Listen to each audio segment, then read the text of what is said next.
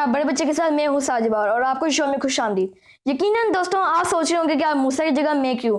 تو ہاں، میں سینئر ترین تجزیہ کار سے سینئر ترین اینکر پرسن بن چکا ہوں صرف اس شو کے لیے۔ تو آج میں موسیٰ کا انٹرویو نہیں کرنے والا یا کسی اور کا انٹرویو نہیں کرنے لگا، بلکہ میں انٹرویو کرنے لگا ہوں پی ٹی آئی کی سینئر رہنما عالیہ صاحبہ جو ممبر آف نیشنل اسمبلی بھی ہیں۔ تو عالیہ صاحبہ آپ سے میرا پہلا سوال یہ ہے کہ عمران خان کہتے ہیں ان کی سیلری سے ان کا گزارا نہیں ہوتا، تو پھر یہ جو احساس پروگرام کے ذریعے آپ 12,000 روپے دیتے ہیں غریبوں کو، تو کیا ان غریبوں کا اس معمولی رقم سے گزارا ہو سکتا ہے؟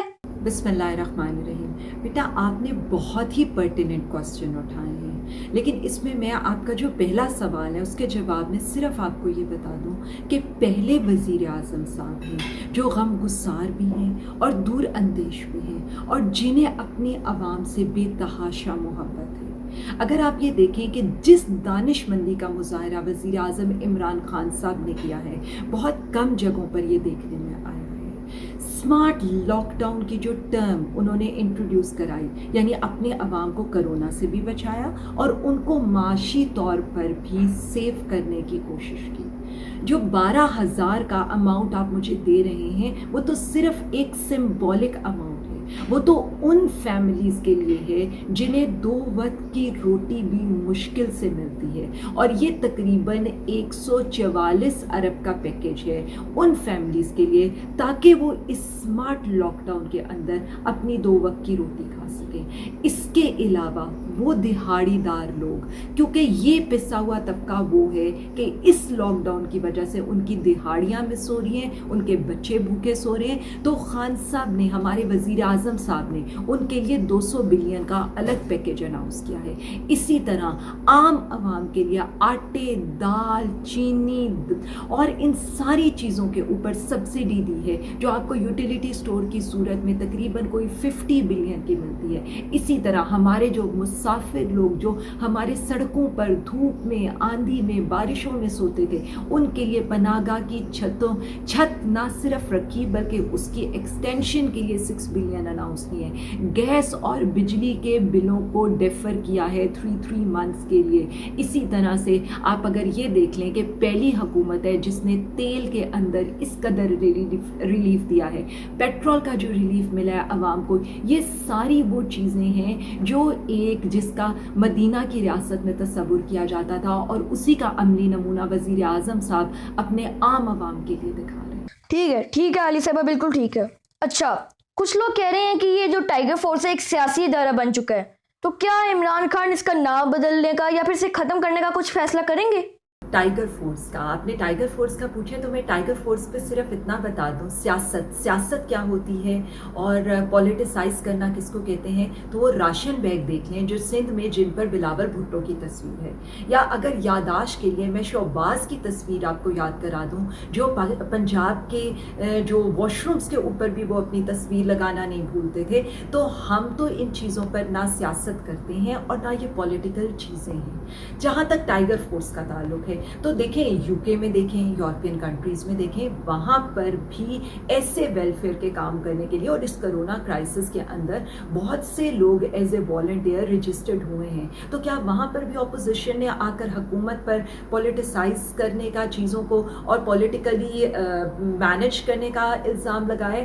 دیکھیں، یہ ورلڈ وائڈ کرائسس ہے، اس کو اسی طرح سے لینا چاہیے، سیاست سے بالا تر ہو کر سوچنا چاہیے، کیونکہ اس کرونا وائرس نے، یہ جو کووڈ-19 کا ہے، اس نے نہ مسلک دیکھنا ہے، نہ سندھ دیکھنا ہے، نہ پنجاب دیکھنا ہے، نہ یہ دیکھنا ہے کہ یہ امیر ہے یا غریب ہے۔ تو بجائے اس کے کہ اس فورس کو استعمال کیا جائے اور اپنے لوگوں کو ریلیف کیا جائے، اس کو پولیٹیسائز نہ کریں، اس سے فائدہ اٹھائیں۔ جی شکریہ عالیہ صاحبہ، ٹھیک ہے، میں سمجھ گیا ہوں۔ آپ سے میرا تیسرا سوال یہ ہے کہ جب چین میں پہلا کیس آیا کرونا کا، تو عمران خان نے جو چین میں ہمارے پاکستان کے اسٹوڈنٹس تھے انہیں واپس نہ لانے کا فیصلہ کیا، تو پھر یہ ایران کے بارڈر میں کیا کمی رہ گئی جس میں پاکستان میں پہلا کیس آیا کرونا کا؟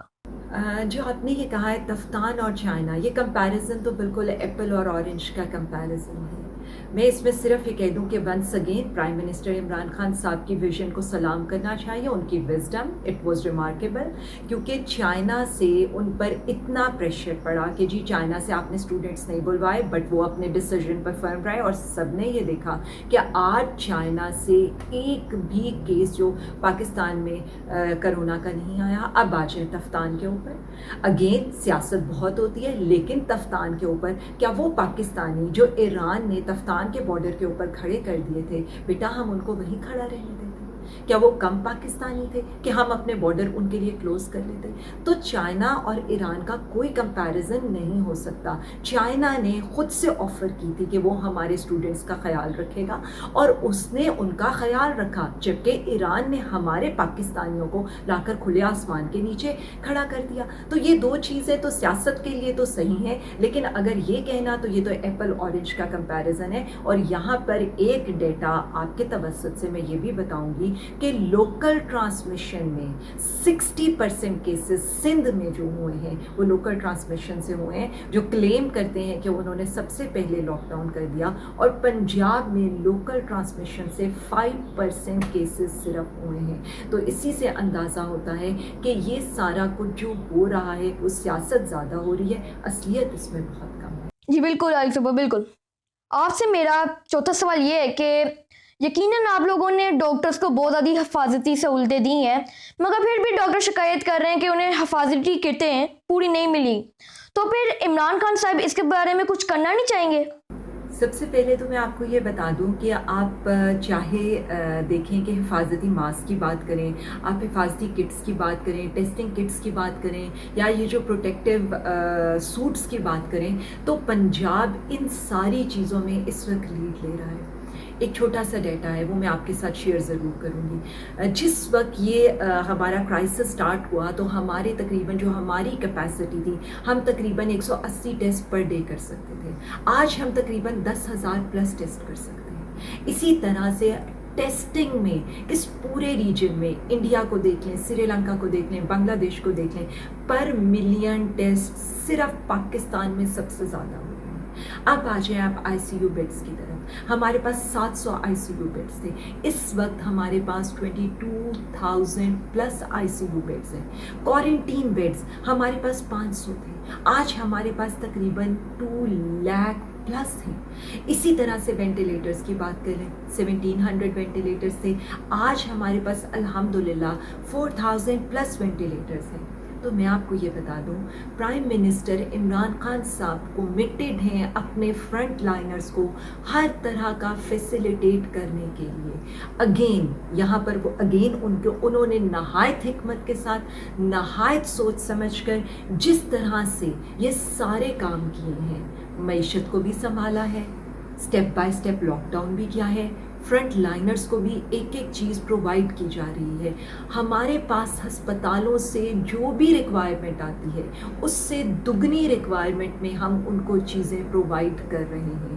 اور ان حالات میں یقیناً یہ صرف پرائم منسٹر عمران خان ہی کر سکتے تھے, جہاں پر سپر پاورز امریکہ کے پاس, یو کے حالات دیکھ لیں, وہاں پر نرسز کو شاپنگ بیگز پہن کر ٹریٹ کرنا پڑ رہا ہے کووڈ-19 کے پیشنٹس کو. امریکہ کے اندر ہائیڈروجن سے نرسز ماسک پہن رہی ہیں. تو ہمیں اس میں کریڈٹ پرائم منسٹر صاحب کو دینا چاہیے کہ انہوں نے اپنی حکمت اور عقل مندی سے اپنے فرنٹ لائنرز کو بھی سیکیور کیا ہے, اور ان کی سیکیورٹی کے لیے وہ ہر حد تک جائیں گے.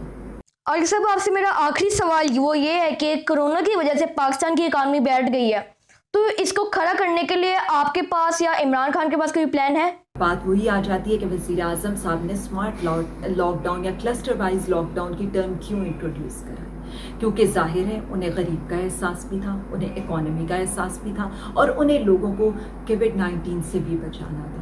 تو اکانومی کے لیے جو جتنا بڑا پیکیج لے کر آئے ہیں, اٹس ریئلی ہسٹوریکل. 100 ارب کا پیکیج ایکسپورٹر کے لیے, 100 ارب کا پیکیج SMEs کے لیے. اور یقین مانیں کہ حیرت ہوتی ہے یہ جان کے کہ 2009 سے ہمارے بزنس مین، ہمارے ایکسپورٹر کے پیسے پھنسے ہوئے تھے. تقریباً ان کی کوئی پینڈنگ تھی سبسڈیز 27 بلین، وہ بھی وزیر اعظم عمران خان صاحب نے کلیئر کر دی. پھر ایگریکلچر کے لیے 100 ارب کی سبسڈی دے دی. اور اس وقت چونکہ گندم کا سیزن ہے اور ہمارا فارمر جس کی ہمیں سب سے زیادہ ضرورت ہے، اسے 280 بلین کا پیکیج دیا گیا ہے. تو ونس اگین یہ ساری چیزیں، اس کے بعد ہمیں یہ پتہ چلتا ہے کہ اگر ان حالات میں کوئی بھی اور وزیر اعظم ہوتے تو وہ پینک ہو جاتے. وزیر اعظم عمران خان نے اپنی حکمت اور دانشمندی سے ایک دفعہ دوبارہ عوام کو ان ساری مصیبتوں سے نکالنے کی بھرپور کوشش کی ہے اور بہت حد تک وہ اس میں کامیاب بھی ہو رہے ہیں. تو آخر میں صرف اتنا کہوں گی کہ ایسے وزیر اعظم، ایسے لیڈر تو صدیوں میں ہی پیدا ہوتے ہیں جو اتنے امانت دار بھی ہوں، جو اتنے درد گزار بھی ہوں اور جو اتنے دانشمند بھی ہوں. Thank you. بہت شکریہ علی صاحبہ. ہماری عوام، آپ لوگوں نے یہ دیکھا، ہم نے جو بھی پاکستان میں مسائل تھے، کورونا کے مسائل اور جو ڈالر مہنگے ہو رہے ہیں، جو بھی پاکستان میں بھی مسائل ہیں، وہ ہم نے عالیہ صاحبہ سے ہم نے سوال پوچھے. یقیناً آپ کو جو سوال تھے ان کے جواب مل گئے ہوں گے اور آپ لوگوں کو بھی تسلی ہوگی، ہمیں بھی تسلی ہوئی ہے. تو ناظرین، اس ویڈیو کو کریں لائک، سبسکرائب کریں، اس چینل کو کامنٹ کریں کہ اگلی ویڈیو کیسی ہونی چاہیے، اور یہ ویڈیو آپ کو کیسے لگی شیئر کریں زیادہ سے زیادہ. ابھی کے لیے اجازت دیجیے. اللہ حافظ.